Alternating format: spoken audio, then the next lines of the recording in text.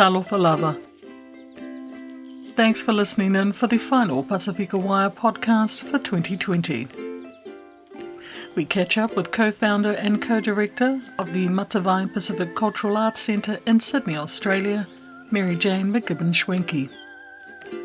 Mary Jane talks about the impact of COVID-19 on Matavai, presenting their annual showcase through a virtual online space, the importance of maintaining culture through the songs and dances of Pacifica. She reflects on the year that was as we head into 2021.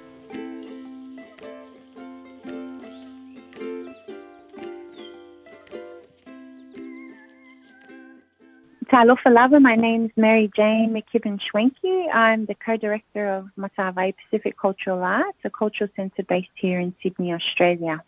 Mary Jane, we thank you for this opportunity, and we also, PW is privileged to speak to you as our last podcast for 2020.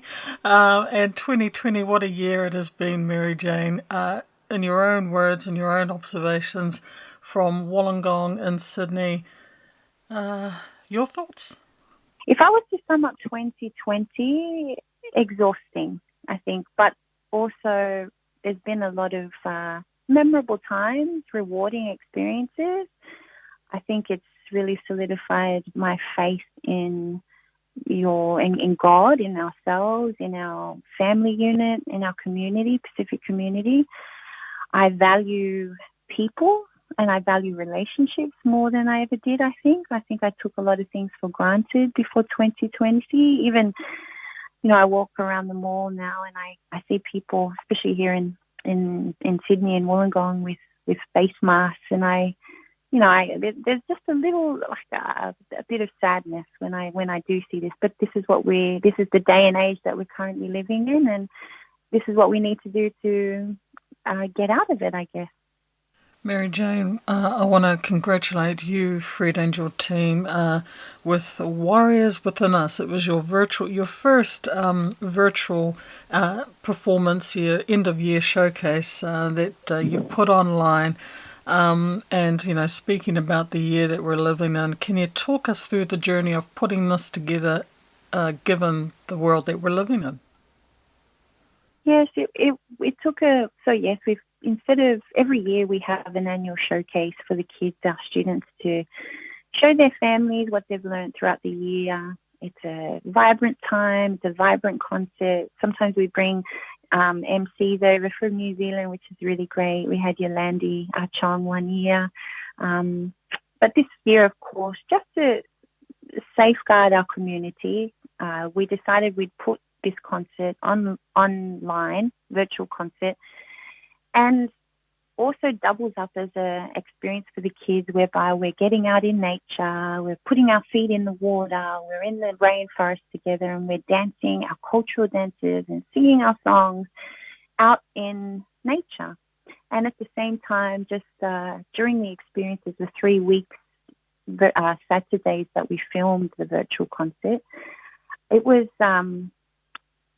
really nice to see the kids playing on boulders, on rocks, and climbing trees and laughing and running around in the grass, because usually at Matavai we're sort of in a concrete jungle kind of thing. Our warehouse is just right in the heart of Liverpool.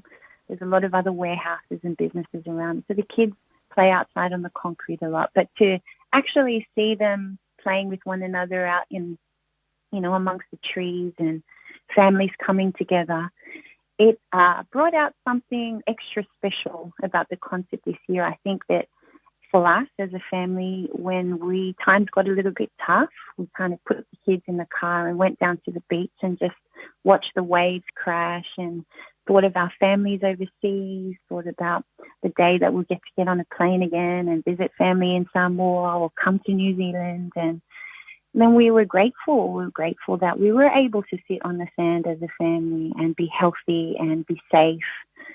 So this particular concert, although the final product was a video of the kids dancing, there was so much that happened during the filming, leading up to the filming, that I think was healing for many of us. Right. and it kind of reminded us of the importance of simplicity. When our parent, I know when my mum was growing up in Samoa, playing outside was an everyday thing from the crack of dawn to nighttime. I'm sure for you too, Gladys. But of course, in the age of technology, it was good. You know what? One of the nicest things, Gladys, was to see kids without their iPads or their iPhones or looking at a screen. Yes, they were playing. And then we'd call them, come on, time to film. And then they'd all rush over with their costumes. It was really beautiful. It was a beautiful way to end the year. And for me, on a personal note, watching it, I almost, just for a few, just for a couple of hours, I almost forgot about COVID. And I don't mean that in any sort of slight, but I was transported back into, oh yes, going back into the islands and getting back in touch with, the cultural aspect, and remembering seeing you guys in concert just only last year here in Auckland. And so just for a little while I was able to forget that, if I can guiltily say that. I'm glad that you felt like that, Glad, because we've watched it. Like, we woke up this morning and we're watching it again, and just thinking of, remembering people that couldn't possibly be here with us. Like, we've got people whose families been watching from America, and been posting about it, and it's connected their families, and, they're seeing what their nieces and nephews are doing in this side of the world. Matavai it's not a perfect performance, but there's certainly a lot of love and intent and purpose in each and every person that's dancing and the way it was put together. I wish that it wasn't this way. I wish that we could have a festival and a concert, but, I think everything happens for a reason. This has been a huge wake-up call for the entire world, for individuals. I know that I definitely am not the same person I was walking into 2020. And I'm not the same person going into 2021. I'm a lot more, just vigilant and more present with people that I love. And with all the work that you and Fred do in Matavai, it is you've created this family-owned business. Tough times with COVID? Yes, extremely tough. But I don't want to sound too arrogant, but at the same time, it just reaffirms faith, the faith in our own abilities to, at the heart of our culture, especially Samoan, is aina, it's family. It's faith in God, is, all the things and the way we were nurtured as kids. For myself, everything I was ever taught kicked in right at that time when things were just pressured. We started packing up our studio. I mean, and I've told this story before, we were like this at the beginning of the year, February and March. We've never been more busy. Our centre was bustling with kids and people and community. We even started a little cafe. So we started it because there's McDonald's down the road from Matavai, and I was concerned with the amount of bad food that our kids were consuming. So I'd find, at the end of the day, I'd be packing up, McDonald's cups from all over the centre. So this year we decided we'd start, some fresh fruit and veggie smoothies and nice, healthy wraps for kids. So that was going, and it was just a great time. And then pretty much overnight, the whole world just changed, and we had to pack up, but we still have rents and overheads to pay, and we still have a community to inspire and help. So we tried to figure out a way that we could still operate to pay the bills, and at the same time have enough left in our tank to look after our kids and our family, but also continue to connect with our community, just to remind them, are you okay? Is everything all right? Is there anything we can do? Remember this song, and remember this dance. And when we came back out of COVID, some of the kids, I think they were not so much into cultural dance anymore. They thought, what was the point? What is the point of learning all of this when we don't even know what's going to happen tomorrow? Yeah. Let's just do TikTok because that's the cool thing to do and everybody's doing it. And that's what we were dealing with after the lockdown. Come August, September, when we opened up again, we just had a bunch of students who were, I think, forced to be at the centre. So our whole mindset, all the hard work that we'd done, had pretty much not just financially, but mentally, emotionally, spiritually, we had to start from scratch again when we came to face-to-face with the kids again because they'd lost maybe faith or interest, not sure. So then we kept persevering, trying to convince them that culture is important. Culture is important. It will always be important. Even if today TikTok is the craze, that too will die down. Our culture's lived for 3,500 years. There is importance. There is a connection you will gain from knowing who you are through culture that you can't get anywhere else.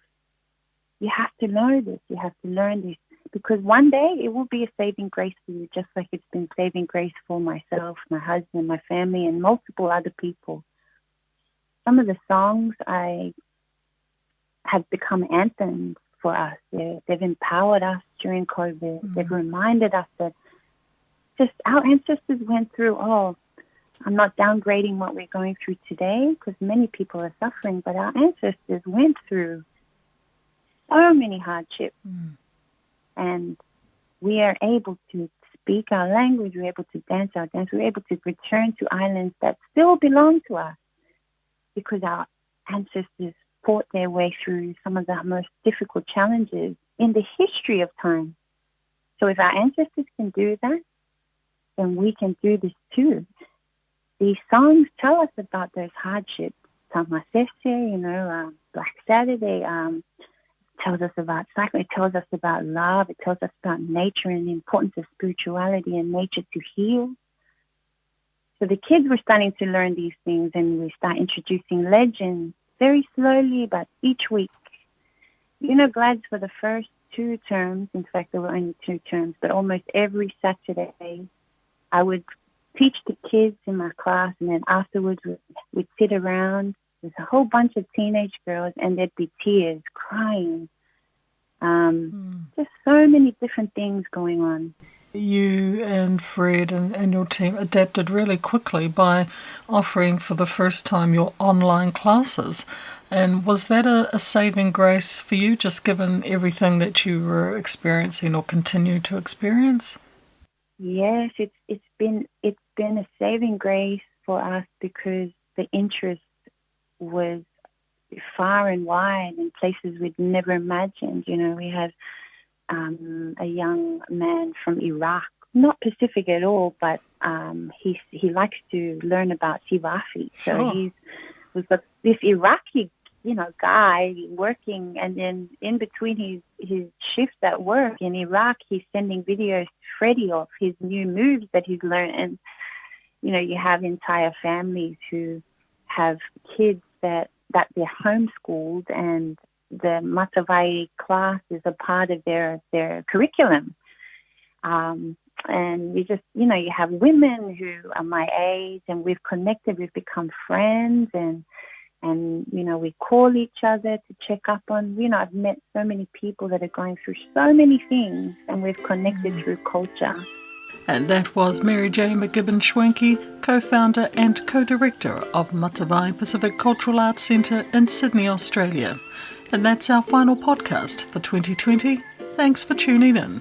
You can find the full version as a podcast on Spotify. Visit our website at www.pacificawire.com and check out our social media links at the top of the page. Whawhetai, ma ia manawea.